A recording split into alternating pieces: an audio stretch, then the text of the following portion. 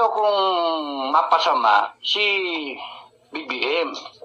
Kaya nga, kayong mga nakapaligid sa kay BBM, at ikaw mismo BBM, ano lang, from one commander to another, from one leader to another, hindi tama yung ganyan.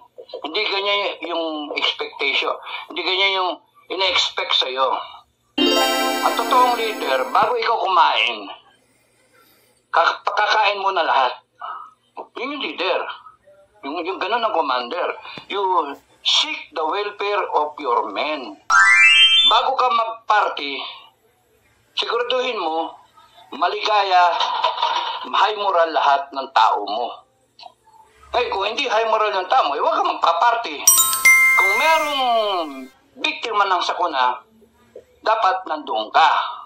Kung merong na-disgrasya, may namatay na sundalo, dapat nandoon ka. Ganon ang totoong leader. May ganon na presidente.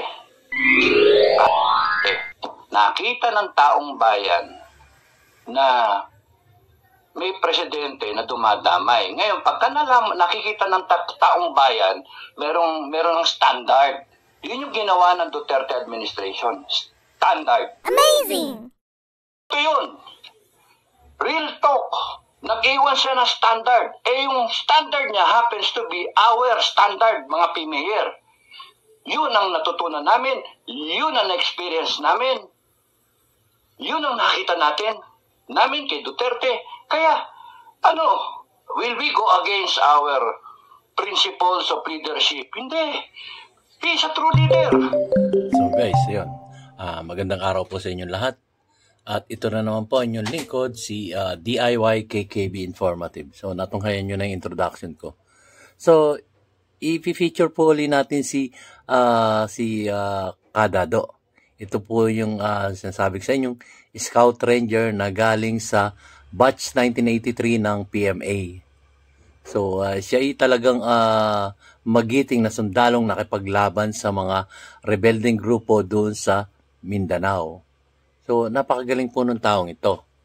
At totoo yung kanyang mga eksperyensya. At sinasabi nga po, mag-subscribe kayo sa kanyang YouTube channel na dito sa kanyang YouTube channel sa YouTube na isang napakaganda pong mga eksperyensya niya or napakatotoo na mga eksperyensya niya sa pakipaglaban at pakikigdigma sa mga rebelding grupo.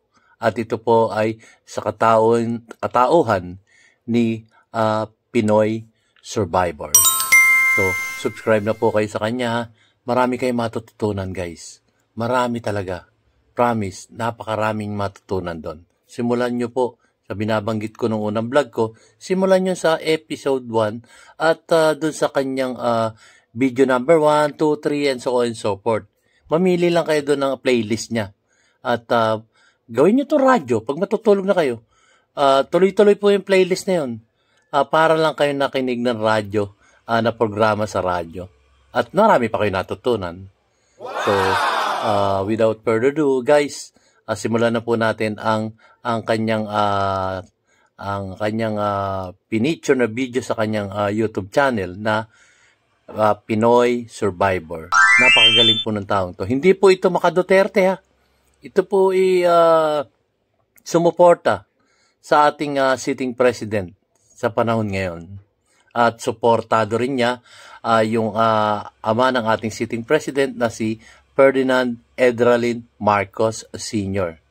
So sinasabi nga niya, 4 na beses niya nakakamayan yun nung panahon ng panunungkulan ng dating Pangulong Ferdinand Edralin Marcos Sr. So, ito po, simulan natin. Bago po tayo magsimula, salamat po sa aking mga viewers at ang aking mga subscribers na patuloy na sumusuporta sa ating YouTube channel, DIY KKB Informative. So ito na po, pakinggan na po natin ang ating dating Scout Ranger na si Clemente Enrique ng Scout Rangers. Ito na po, suportahan natin siya, guys, ha. Malaki po ang magagawa nito sa ating bayan. Ito na po.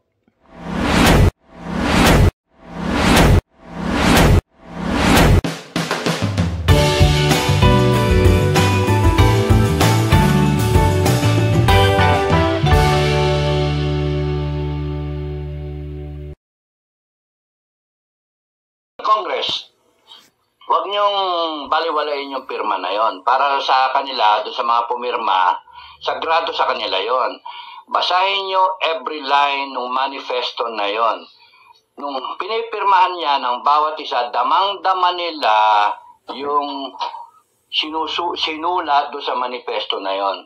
Because bago pumirma itong mga tao na to, itong mga opisyal na to, bago sila pumirma, inisip nila muna kung, uy, teka, ipirma ko yung pangalan ko dyan. Mahalaga sa kanila yung ipirma yung pangalan nila because tatayuan nila yon, titindigan nila. Kaya damay-damay na yan yung pagka, Huwag ninyong ite-take for granted yung ginawa ng mga PMA graduate na manifesto. Ngayon, mag-react lang kayo. Yun lang. Excuse me. Mag-react kayo. Kasi if you do react, then yung nosedive ng Congress, nosedive na ganyan, somehow magle-level off. Parang aeroplano. Bababa na, babagsak na. Hindi na mahila yung manobela. Pag hindi na mahila yan, wala na. Tuloy-tuloy siya. So there is a certain point wherein kahit gamitan mo ng physics, yung weight ng aeroplano, F is equals to ma, mass times acceleration, dire-diretso kung ganyan. Gano kalayo ka from the Earth's horizon, yung Earth's sea level, yung ground. Tatama ka doon, hindi mo na mababawi kahit bawiin mo. So, very important yun, Congress. BBM, very important yun. Because we do not know kung ano Yung sinasabi ko sa mga sumunod na vlog is an analysis na yun yung pwedeng mangyari. Kasi sa nakikita ko, yun talaga, very honest ako na baka mangyari yun. Masama ang loob ko kasi hindi yung gano'n na in-expect ko sa administration. Ang in-expect ko, yung administration ni BBM will be what you may call redemption of the Marcos family, the Marcos name. Ayun. So, komentuhan natin. Panoorin niyo yung video ko. So, ito pong si Cadado. Ito po ay talagang, kumbaga, suportado niya ang ating sitting president. Talagang sinusuportahan niya at ayaw niyang mapariwara ang administrasyon na to. Kaya lang, sa nakikita niya, ito nga yung kanyang paghahambing o pag-aaral, yung kanyang logic, kinukwento niya. Kinukwento niya base dun sa nakikita niya sa physics nga, di ba? So, doon niya nakikita, guys. Talagang meron siya nakikitang mali. Parang may nakita siyang mali. At marami naman nakakapansin nung nagiging mali sa administrasyon. Yung mga nangyayari. Kasi parang ang nangyayari, yung nasa palibot niya, parang, okay, ganito gawin, ganito ganyan. So, mahirap. Ayaw niya mangyari ito sa sitting president ngayon. Kasi, suportado niya Ito, redeeming factor nga raw Yun din ang iniisip natin nung siya kumandidato bilang presidente na ito, hindi to gagawa dahil itatayo niya o lilinisin niya yung mga dating mga sinasambit ng mga taong bayan nung araw ng kapanahonan ng kanyang ama. So ngayon, ito siya, naging presidente na. Sinasabi niya rito na lilinisin ko yung pangalan ng aking ama at ang pangalan ng apelyido namin. Patutunayan niya. Yun kasi mga iniisip ng tao. Patutunayan niya na hindi ganon ang matandang Marcos. Na kumbaga,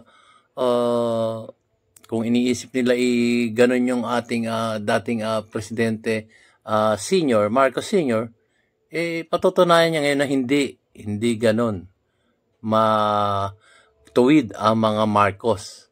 So, yun nga. Ako, magulo. Tuloy natin. Sorry, guys. Okay. Asa na yung play? like, share, subscribe. Panoorin niyo yung video ko na siya pa yung sa graduation namin. Si Apo Marcos, siya pa yung, ako pa yung honor guard. Ako yung honor guard doon na kumakamay sa kanya hanggang sa graduation. 4 na beses ko nakamayan si Tatay Marcos. 4 na beses. Saka nakakita, sino estudyante makakamay doon ng 4 na beses? Yung iba, graduation lang, 1 beses lang makamayan. Ako, 4 sa 1 taon, 4 na beses nakamayam yung presidente, hangang-hanga ka, mga magulang ko tuwan-tuwa. Kaya ayokong mapasama si BBM.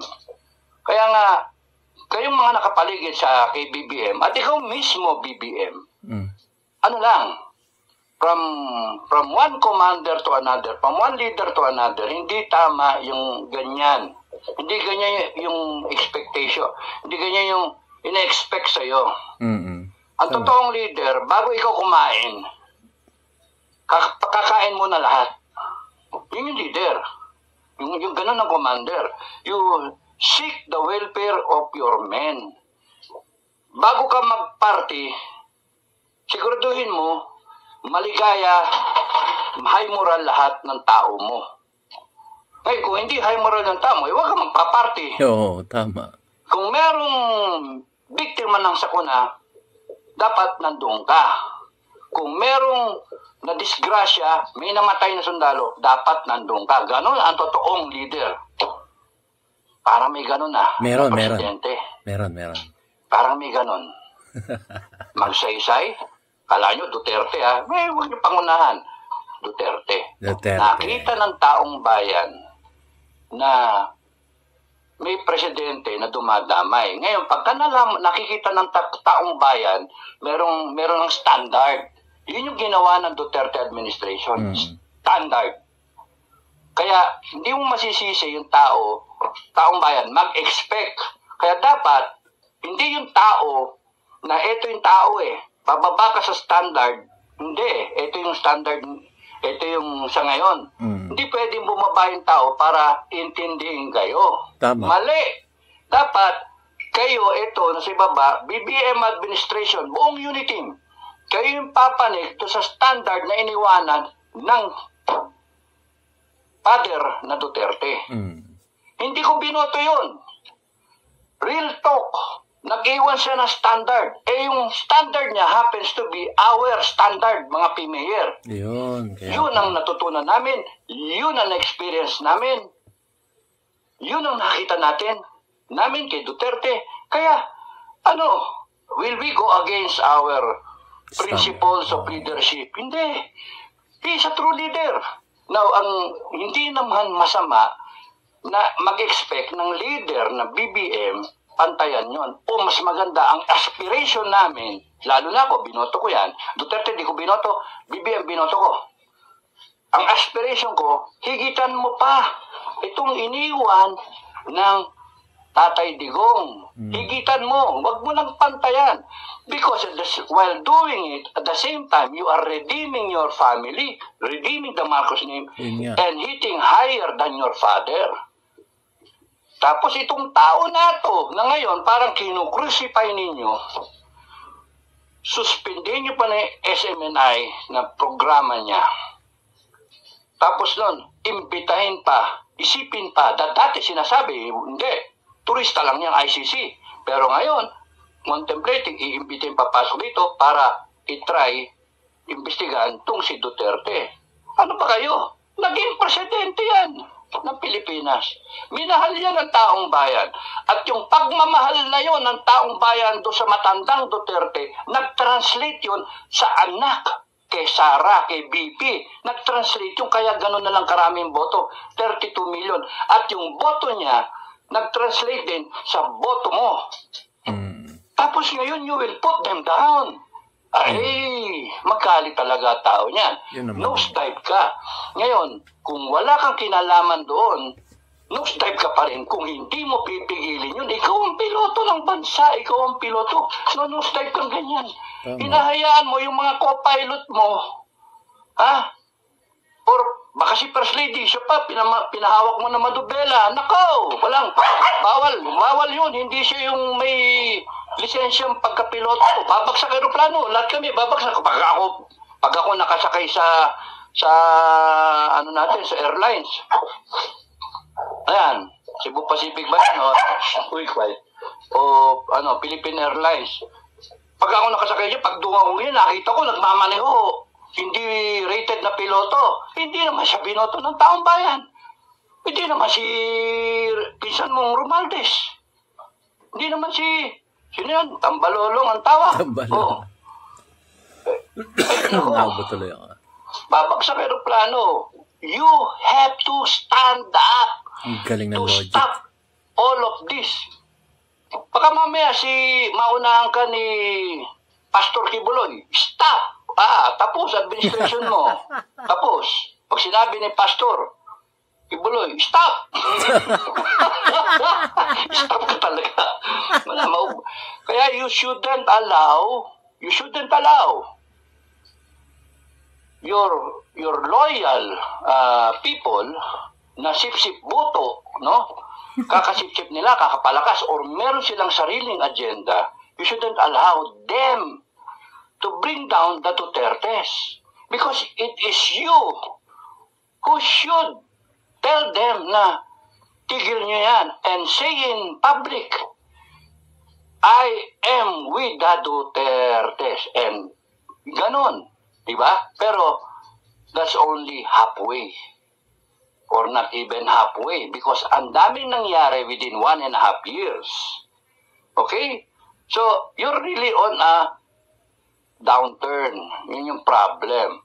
You have lost so much political capital, and it will show sa mga susunod na survey. Yun yung problema nyo. Hindi ang tapos ang babanat ngayon, ang PEG, destabilization plot. Nakaw! Palpak na naman yun. Kasi pagka nagsabi kayo ng destabilization plot, now I know by now yung mga intelligence agencies natin, mga intelligence personnel natin, ang tasking sa kanila ngayon, imbisigahan na itong mga to. Tignan nato sila Digong, sila BP Zara, o kung sino pa yung mga itong mga vlogger, no? Itong mga PMayor. Kung ano yung mga pinaplano. Let me be the one to tell you. Ayan. No, as far as I know. Walang pinaplano. Kung ako magpaplano ako sarili. Ba't ako makikipagplano, ang dami-daming kakausapin, hindi mahuli ako. Ako lang, sarili ko lang, and then titignan ko lang. Okay, so let me share to you yung experience namin. Kasi yung ibang vlogger wala naman experience. Ang tingin ko dyan sa mga vlogger na may experience ng actualist. Sino pa ba nagbablog dyan? Si Maki. General's opinion. Si General's opinion. Ako, General Welfare. General Patronage. Ito, galing intelligence Si to. General Macanas. 1980s yan na breed, na opisyal. So, kabit yan sa mga class 84, no? Yun yung So, kung pwedeng pumirma yan, pipirma yan. Tsaka isa pa, nga pala, balikan ko na yan. Yung pirma, wala pa doon ang mga sundalo, doon kayo matakot. Maraming sundalo ang nagsasabi, sa susunod, sila ang pipirma. May mga nag-request pa sa akin Sir, gawa ka ng manifesto para sa amin. Okay. kasi hindi siya. Listen, ba't pipilit natin mga buddy, no? Mga kabagang. Ba't Tagalogin nyo. Tagalogin. Kung na sa puso, yun na ilagay. Walang grade yung manifesto. Walang grade. Kung ano na sa isipin nyo, it's a freedom of expression. No, huwag kayo matatakot. Bakit? Meron na bang nasa konstitusyon na pag gumawa ka ng manifesto, kulong ka? Hindi. Meron pa kayong right na litisin. Hindi kayo pwede basta-basta kulong. Ngayon, huwag kayo magpapatakot. Okay? So, pagka feeling nyo gumawa ng manifesto at nagagawa na, pwedeng gumawa ng manifesto ng mga retired na sundalo, kundi kaya manifesto ng mga taong bayan. Yung social media napaka-powerful para malaman agad ng gobyerno kung ano yung pakiramdam ng bawat tao. Dati kinakailangan pa mag-survey. Hindi. Ito, one night, one day. Max ng 5 days. Alam mo na kung ano sentimento ng mga tao. May like, may Komento natin. Inis na inis, may heart. Komento natin. So, yun po. Yun nga po, yung manifesto. Kaya niya, ako sa pananaw ko, kaya niya ginagawa ito para matauhan ng ating sitting president. Kumbaga, bumawi siya. May time pa para bumawi. Pero marami na kasing ganito Nauna na nga yung mga batch, mga naunang batch ng PMAers na nagsulat ng manifesto para makalaya itong si Dr. Lorraine Badoy at si Ka Eric Celis. So, ayun. Diba naramdaman ng Kongreso na, uy, meron ng manifesto. Pinalaya agad. Di umano, ewan ko kung yun ang dahilan nila. Di umano. Pero ramdam natin na pinalaya nga sila. Hanggang ngayon, nakalaya sila. At meron silang programa ngayon na Laban Kasama ang Bayan online. So, ito naman kay Kadado, talagang ibinibigay niya yung kanyang kumbaga pananaw sa mga nangyayari dito sa ating kapalibutan. Nagbibigay pa siya ng mga halimbawa patungkol doon sa halimbawa ay yung logic niya tungkol sa eroplano at may piloto na pagka hindi siya lehitimong piloto at pinapakailaman ng ibang nagmamaneho ng eroplano at hindi alam yung navigation ng eroplano, babagsak. Di ba, ang linaw-linaw ng kanyang eksplanasyon. Madaling intindihin. So, sabi nga sa inyo guys, mag-like, subscribe na kayo sa kanyang YouTube channel na ito'y Pinoy Survivor. So, ituloy po natin. Maganda po yung kanyang mga eksplanasyon. Madaling maintindihan guys. So, ituloy po natin. So, wag niyong paubutin. Yan na. Mr. President and Congress, special mention ng Congress Senate Congress. Up to now, if you will continue to not to answer the request, not even request, demand, nasa demand na tayo Hindi niyo ba nakita yung ganong kadelikado yung sitwasyon? Ang bobopol. Sasabihin nyo, destabilization plan. Alam niyo ba kung sino nagde-destabilize ng government? In Congress of the Republic of the Philippines is the cause of the destabilization. Kayo yung pumipitik na gano'n Pitikin niyo si Duterte, pitikin niyo yung sila Badoy, sila Celis, and now SMNI. Tapos nun, may tsa-tsa pa kayong pinagsasabi. Kaya yung cause ng destabilization. Oo nga, no. Tapos ang pinakamalaki dyan is yung ayaw ninyong pansinin yung request ng taong bayan. In fact, nagdedemand ng taong bayan na yung resolution number 10, sagutin ninyo. Huwag din taong bayan. Ako na mismo ang nagdedemand sa inyo. Pwede ba bago kayo magsalita ng tsa-tsa, wala kayong kredibilidad? Wala kayong kredibilidad. Nada. Zero. Yung nangyari, nada. Zero. Kahit anong sabihin yung maganda para sa bayan, ang reception ng tao, inis. Plastic. Sorry, yun yung dating Harapin niya yung katotohanan. Zero. Plastic kayo. Kasi, magsasabi kayo ng ganyan, eto may mga budget, dinagdagan niyo pa yung budget niyo. Ilang billion yun.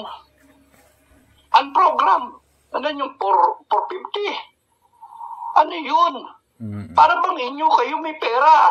Para kayo may factory ng pera, taong bayan yung nagpapakahirap para makuha yung pera na yan para magkaroon ng ganong pera. Ang interest ng taong bayan, gaya sinabi ko sa mga nakaraan na vlog, tandaan niyo yung konstitusyon. Kasi kayo mismo, it seems, looks like, it appears, lumalabas. Hindi bobo yung mga tao, nakikita na binabiolate niya yung Constitution outright. Pagka merong resolution number 10, pinapa-explica ng tao, eh matagal na yan, bakit 2011 inadapt yung practice? Ibig sabihin, before 2011, meron na. So, ang hinihingi ng tao, pwede ba, ngayon hindi na isa mag-explain. Hindi. Ngayon, ang gusto ng mga tao, bawat isa sa inyo, senator and congressman, gustong madinig sa inyo. Sabihin nyo, tama ba yung resolution number 10? Yes or no? Oh, Congress, kayo ang hilig nyo. Yes or no only? Yes or no? Yan. Ganunin kayo ng taong bayan. Oo. Kita nyo, karma. Karma nga. Pag ginanong kayo ng taong bayan, wala na ano. Huwag ka na muna magdahilan. Yes or no? Tama ba yung resolution number 10 na yan? Yes or no? Sabihin ng senador, yes. O, ano, mag-explain kayo?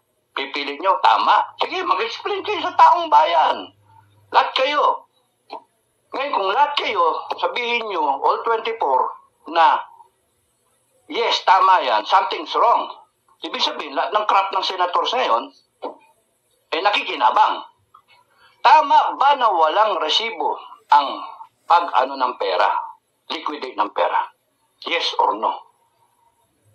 Eh, pag sinagot nyo ng yes, walang resibo? Yes. O, huwag na i-require sa lahat ng agency, ng government. Wala na mag-liquidate ng pera. Pati sa military, sarap niyan. Lalo na procurement ng mga submarine, F-16, mga barrel, mga tangke. Wala nang resibo. Wala na.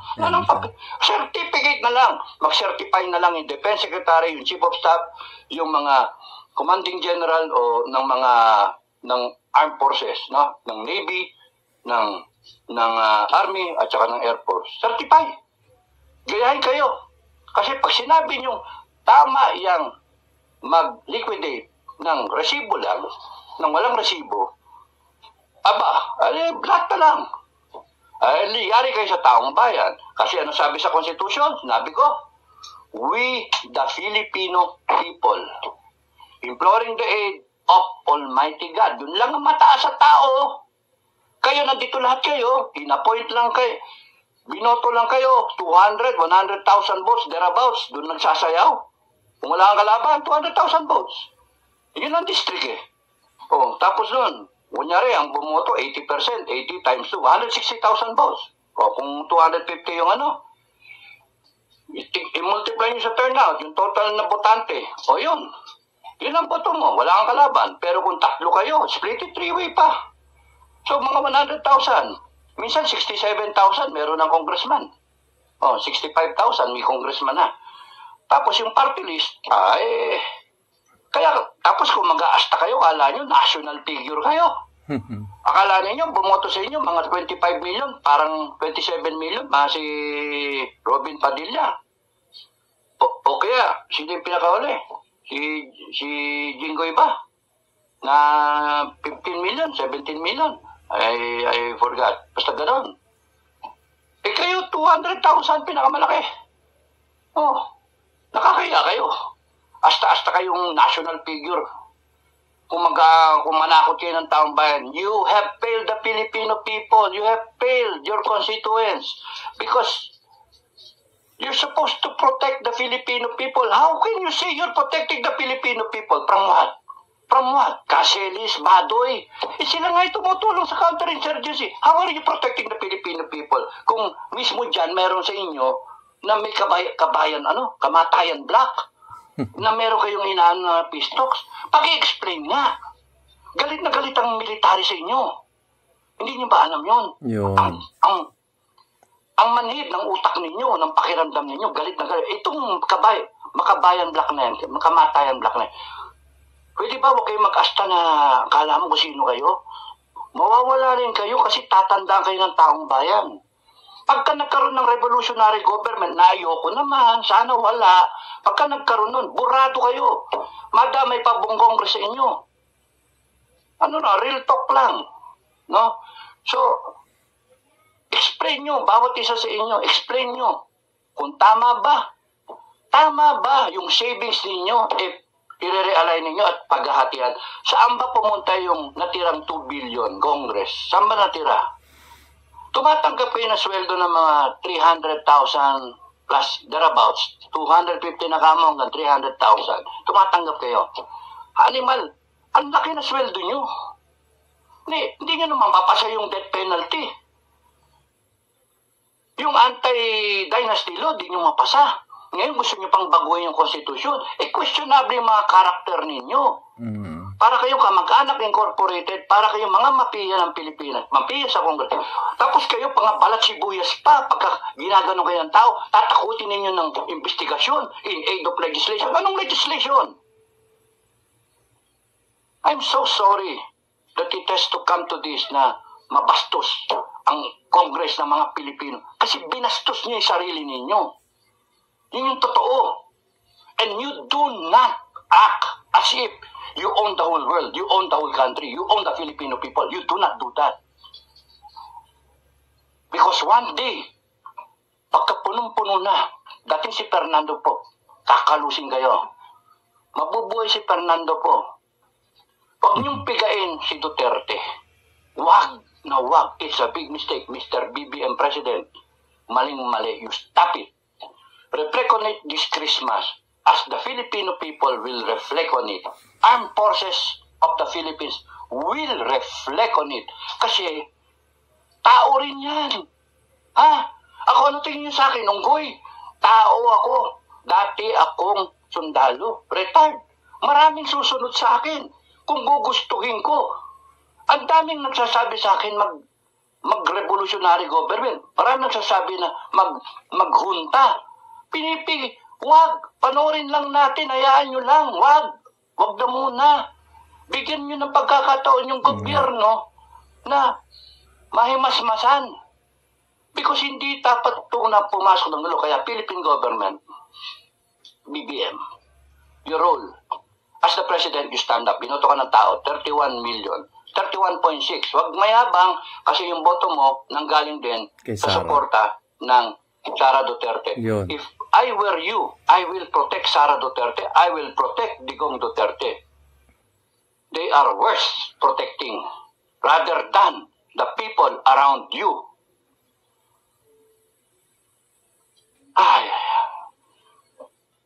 BBM, tell everyone to stop. Stop badgering Duterte. Sara, stop ICC. Putra, anong gagawin ng ICC rito? Sinabi mo, ikaw, turista lang yan. Tapos ngayon, papapasukin nyo, imbitahin nyo. Sinungaling ka. Pagka ganun. Tapos nun, unity team. Tapos, tahimik ka sa ginagawa ni Sara. Sa ginagawa sa kanya, ng kongreso mo. Ay, nako. Stop SMNI. Stop,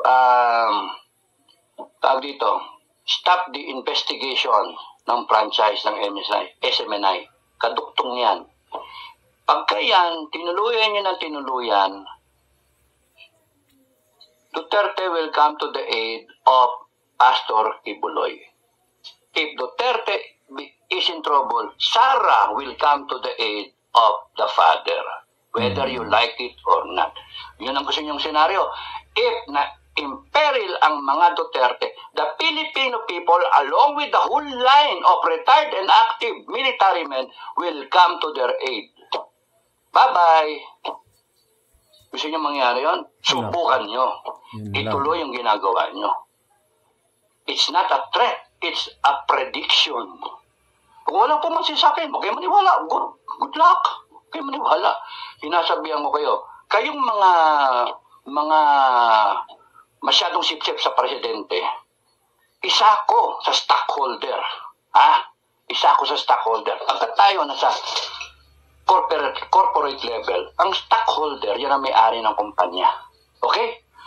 Yan yung, meron diyang 1 share, meron 10,000 shares, may 1 million shares. Yung pinakamarami, nagkaparang proxy votes, kukuha siya ng mga boto doon sa mga 1 share, etc. And then, kukuha siya, and then, he gets a board seat. Member siya ng board. And then this board of directors, they run the show. The people of the Philippines are the owners of the Philippines. Kayo, nasa government, military men, farmer, jeepney driver, tricycle driver, vendor, lahat tayong Pilipino, OFW. Mga drug addict, owner tayo ng Philippines. Lahat tayo stockholder. May matino, may gago, may siraulo, may kleng-kleng bang-bang, may bayaran, may mukhang pera. Now, majority of the owners agree to certain ways of how the country will be managed, how the company will be managed. Okay, so we come to a vote. Sino magpapatakbo? The people of the Philippines agree na ang presidente ang magpapatakbo. Okay? Anong ginagawa ng board? Pagka merong palpak sa kumpanya, na kayo na nagpapatakbo ng kumpanya na arogante, mayabang, hindi sumusunod sa tao, hindi pinagbibigyan demand ng tao, simple lang, tanggalin ninyo yung resolution number 10. Kung ayaw yung tanggalin, i-justify ninyo. Tama ba yun o mali? Pag sinabi nyo tama, hindi kami maniniwala. Kasi hindi kami tanga. Outrightly, you will be fired. Ganon sa private sector. Eh dito, pasensyoso pa nga kami.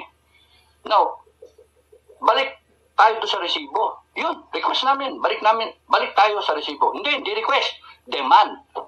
Isa yun sa demand. Balik sa resibo. Hindi, bakit ganun kayo? Ha? Tapos dinededman nyo. Kung ano nang sinasabi ninyo, ilang beses kayo nagkaroon ng opportunity na magsalita sa public. Kung ano pinagsasabi ninyo. Walang relation dun sa number 10 na concurrent resolution. Wala nagsasalita. And that is bad. That is bad. Bakit? Ibig sabihin, dinededman ninyo. Ibig sabihin, meron kayong alam na hindi namin alam. Tama. Kaya nga, pagbalik ninyo sa Congress, pagbalik ninyo from your lavish Christmas vacation, probably funded by the Filipino people, samantalang si Mang Pandoy, si Juan de la Cruz, at si Aling Carpia, ay nagtitiis ng kanilang pamilya na mag-Noche Buena ng kung ano lang ang kaya. Sige, magpasasa kayo. Pero, may karme, babalik tayo dun sa January when you go into session and the Filipino people hinihintay yung sagot ninyo. Ano nangyari doon sa 2 billion? Sinoli nyo ba? Make a statement. And then, kung sinoli nyo, ipakita yung mga papel. Sinoli. Okay, sinoli. Kung parte lang yung sinoli, kung 1 billion lang, may butal, sana punta yung butal. Pakita, resibo. Bakit ganon? Bakit ganon ng tao? Manggago itong mga taon to, ganito. Wala kayong magawa yan ng mga boss ninyo. Kahit gago yan, kahit bobo yan, wala kayong magawa. Boss nyo yan. Yan ang naglagay sa inyo dyan. Anytime pwede kayong tanggalin. We, the sovereign Filipino people, huwag niyong kakalimutan yun. Ibang provisions nung kalimutan niyo, pero yung we, the sovereign people, imploring the aid of Almighty God. Magkatandem, Filipino people at ang Diyos nila, namin. Magkatandem. Hindi niyo pwedeng gibain yun.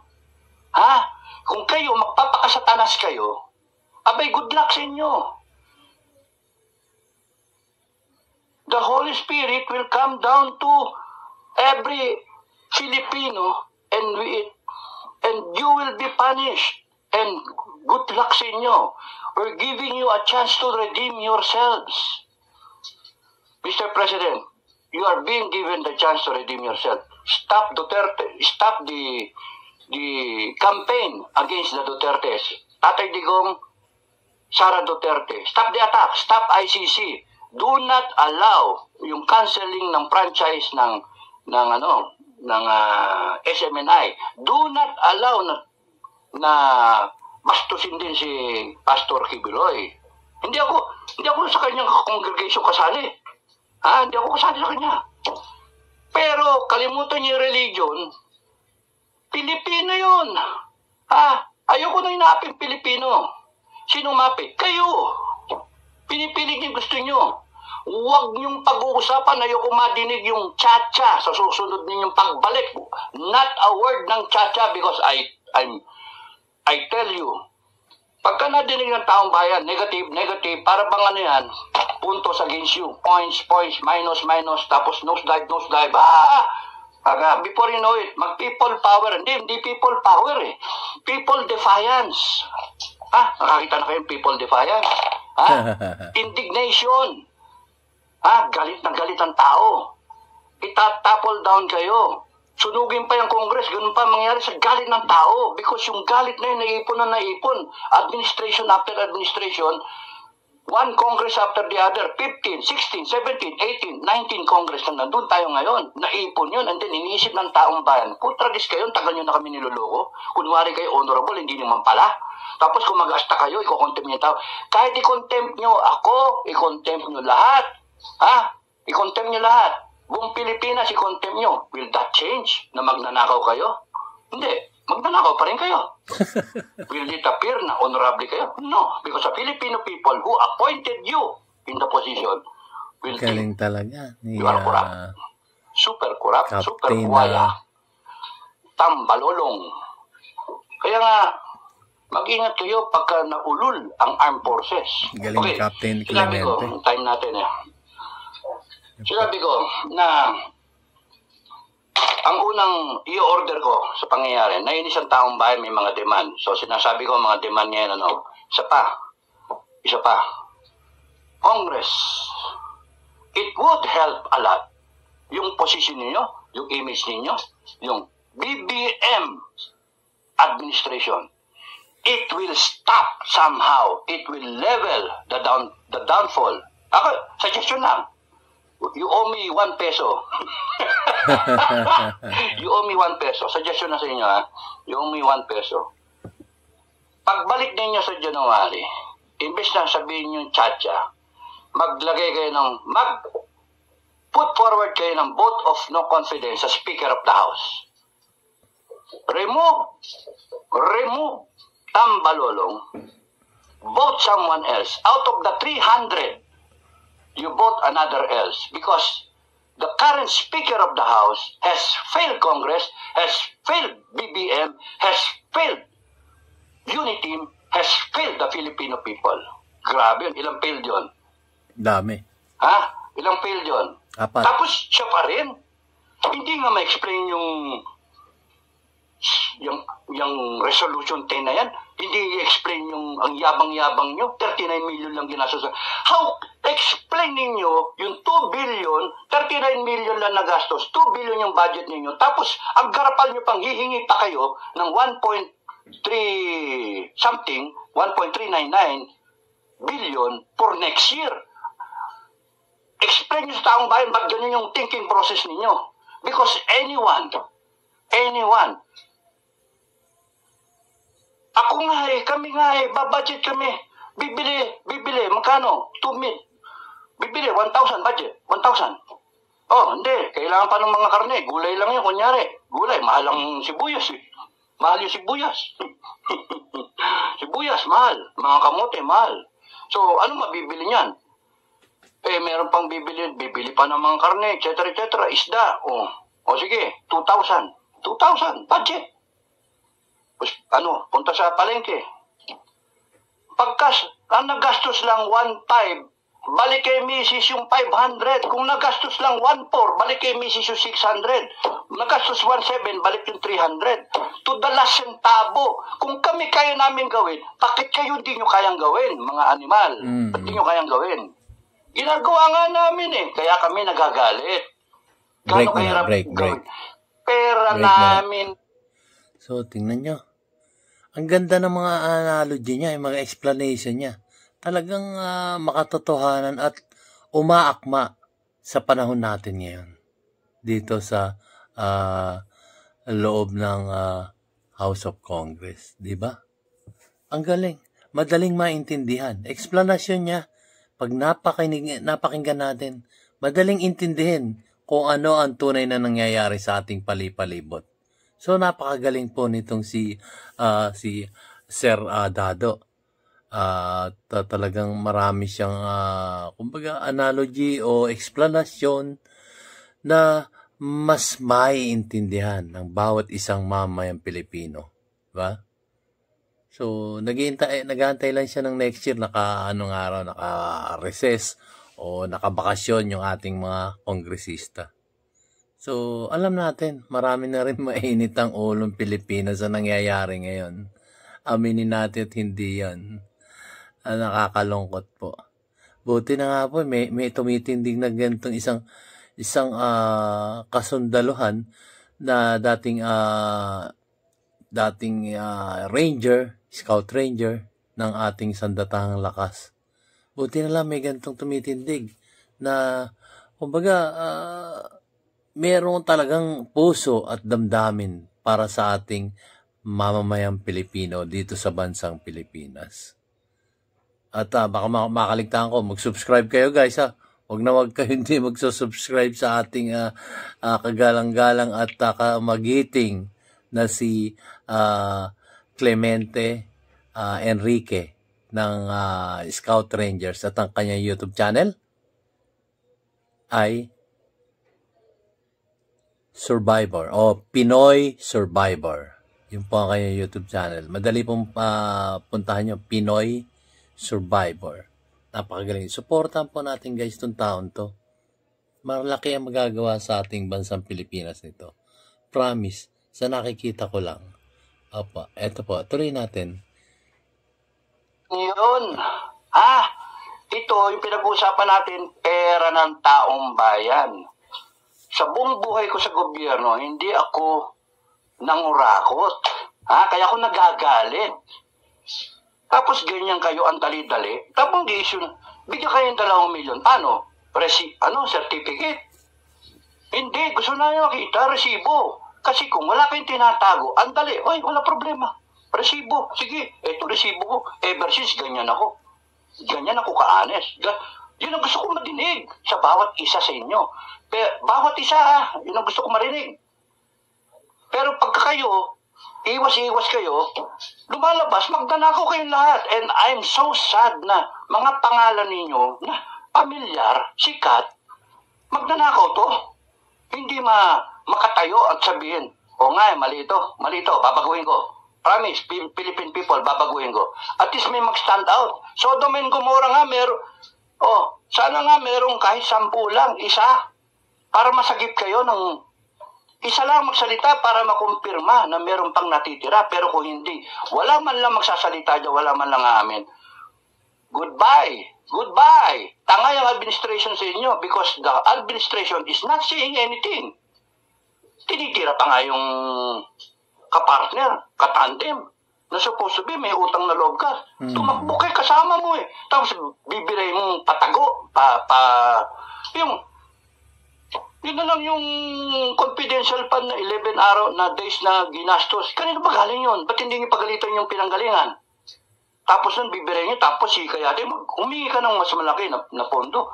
Nung humingi, tapos bibiray nyo, saan gagamitin yan? Mga animal kayo, yung pala, yung inyo, hindi nyo ma-liquidate ng properly. Walang resibo. Kung ako lang, lahat, pati intelligence fund, resibo. You find a way, COA. You find a way. Huwag kayong tatanggap ng salita na, hindi, confidential pa niya. No, the Constitution says na kinakailangan natin resibo. Okay, kung ako lang, kung ako masusunod, kunyari lang, in a revolutionary government, I will require everyone na magresibo kasi yung hindi magre-resibo, ibig sabihin, automatic kawatan yun. Pagka kawatan yun, firing squad ka sa luneta. That's how I will run it pagka ganon. Pero hindi ako yun eh. Good luck, Filipinos. Now, yung kaya people's defiance. People are becoming defiant, Filipino. And that's sad. Unity binoto ng tao for unity. Pero ngayon, nagiging defiant ang tao. Bakit? Threat to national security. Threat to national security is legalized corruption. Ang cause ng destabilization, Congress of the Philippines. Wow! Tapos isisihin yung mga tao? No. Dahil gagamitin yung armed forces na equal yung mga tao, good luck. Good luck sa inyo. Because hindi tanga yung armed forces. Solid ang armed forces for the Filipino people. Now, yesterday, yesteryears, and in the future, that's how our armed forces are. Professional. Solid yan for the Filipino people. Tandaan nyo yan. Kayong mga nasa power, tandaan nyo yan. Kaya nagde-delicate. That's why I'm able to predict what can happen. Because I came from the armed forces. Iniwanan namin yan na okay.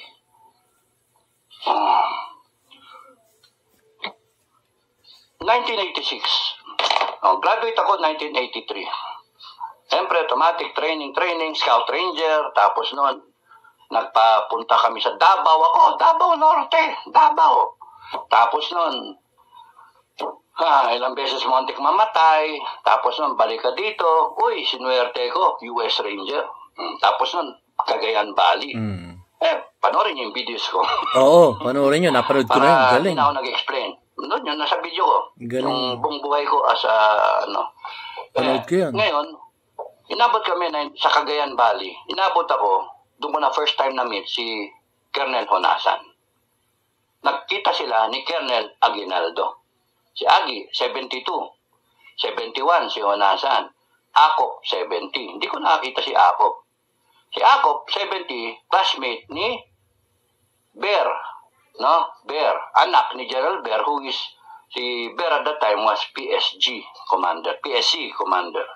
Okay, so, kita-kita, nasabi na yung mga official na kasama ko, mga captain, mga class 78, at saka isang class 77, yung kabilang kumpanya ng Ranger Company, kasama ko si the late Robert Caldeo, mabot ng colonel yon. Hindi na kaya yung ewan ko, basta nag-commit ng suicide anyway. Good luck, mister. Malangit nawa. So, bakit sir? Kakain na kami. 4 kami, kakain na. Bakit? Parang nalulungkot ninyo sir Bakit? May kudeta ba? Imagine, bukang bibig, may kudeta ba? Why? Because, kahit kami nasa, kahit kami nasa Marcos regime ng mga military, usap-usapan. Ang dali, nag-analyze kami. Kaya yung ganyang malungkot, bakit? May kudeta na ba sir? Meron eh. So, yun. Guys, to cut it short, punta sa Manila, ayun, nakapanood sa TV, ayun na. Nahuli na si Major Brillantes, tsaka si Captain Dick Morales. Yung, Dick Morales, yung nasa PhilHealth, nahuli sila. Ram. Tapos, abort, punta sa and then, sa Aguinaldo, sila Honasan, sila Enrile, ganon, Ramos. Ayan, people power. Okay. Yun lang. Paano kung hindi si Cory ang inupo nun? Kasi yung usap-usapan, military na lang hahawak. Gusto nyo ba ngayon, ganon ang mangyari? That will be bad for country. Why? Because, pagka nag-military junta, how sure are you that you will be run properly by the military? Sawan-sawa kayo sa mga politiko natin, how sure are you na hindi makukurap ang ating mga military? Meron tayong military dyan sa Congress. Meron tayong military dyan sa Senate. How sure are you? At the time ng 15th Congress, sino nandoon? Lacson, who was the originator ng Resolution 10. Siya nag-propose. Honasan, Trillanes. Si Trillanes, si Honasan muna, seniority, idol. Si Lacson, idol. All right, sir. Di ba? Yung sa investigation ni General Reyes. I walked into this, yung 50 million o 48 million na pabaon sa isang chief of staff. I walked into this. Simpleng tanong. Ba't hindi mo binago, sir? You have the opportunity to baguhin. Babalik ko sa inyo yung tanong. Yan guys, so tapusin muna natin dito. Medyo mahaba yung explanation. Nagkukwento na siya sa dun sa People Power noong 1986 tsaka itong kay Angie Reyes, General Angie Reyes, dating retired general at naging chief of staff. So, dito ko muna tatapusin guys. Mahaba ito mag-explanation si ating Scout Ranger Ako'y natutuwa at kumbaga, pasyalan niyo talaga. At mag-subscribe kayo sa kanyang YouTube channel na Pinoy Survivor. Napakaganda po nito. Nung ito'y binidyo ko at i-feature ko, 17,000 pa lang yung kanyang subscriber. Ngayon, nagrarana sa 21K. So, mabilis yung kanyang pag-angat. So, napakaganda po kasi karapat dapat lang naman na mag-subscribe tayo dito sa ating